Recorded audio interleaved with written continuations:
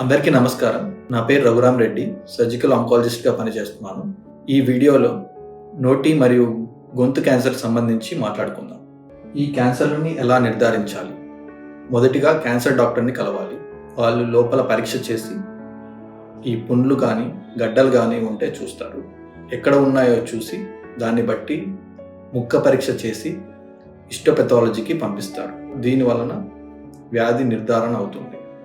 తర్వాత CT scan లేదా MRI scan చేయవలసి ఉంటుంది.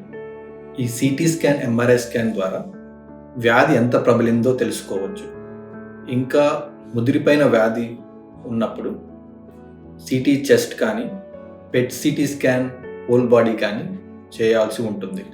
ఈ పరీక్షల ద్వారా వ్యాధి ఏ స్టేజ్లో ఉందో తెలుసుకోవచ్చు. ఈ వ్యాధిలో 4 స్టేజ్లు ఉంటాయి. 1, 2, 3, 4 స్టేజ్ని బట్టి మనం ట్రీట్మెంట్ నిర్ధారిస్తాం. ఈ క్యాన్సర్లకు చికిత్స ఏంటి? చికిత్స 3 రకాలుగా ఉంటుంది. సర్జరీ అనగా శస్త్రచికిత్స, రేడియేషన్ అనగా కరెంటు పెట్టడం, కీమోథెరపీ అనగా ఇంజెక్షన్ ట్రీట్మెంట్ ఇవ్వడం. ఎర్లీ స్టేజెస్లో అనగా స్టేజ్ 1 అండ్ స్టేజ్ 2లో ఏదో ఒక చికిత్స సరిపోతుంది.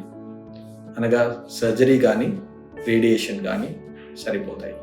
3వ స్టేజ్లో ఈ 3 రకాల చికిత్సలు అవసరం పడతాయి. చికిత్స అంతా అయిపోయిన తర్వాత కూడా వ్యాధి మళ్ళీ తిరిగి వచ్చే అవకాశం ఉంటుంది. అందుకు గాను పేషెంట్ రెగ్యులర్ ఫాలోఅప్లో ఉండాల్సి ఉంటుంది. అనగా ప్రతి 3 నెలలకి సర్జన్ని కలిసి చూయించుకోవాల్సి వస్తుంది. ఒకవేళ వ్యాధి తిరిగి వస్తే వెంటనే ట్రీట్మెంట్ చేయగలం. ఈ నోటి మరియు గొంతు క్యాన్సర్లకు సంబంధించి సమస్యలతో మీరు బాధపడుతూ ఉంటే నన్ను సంప్రదించగలరు.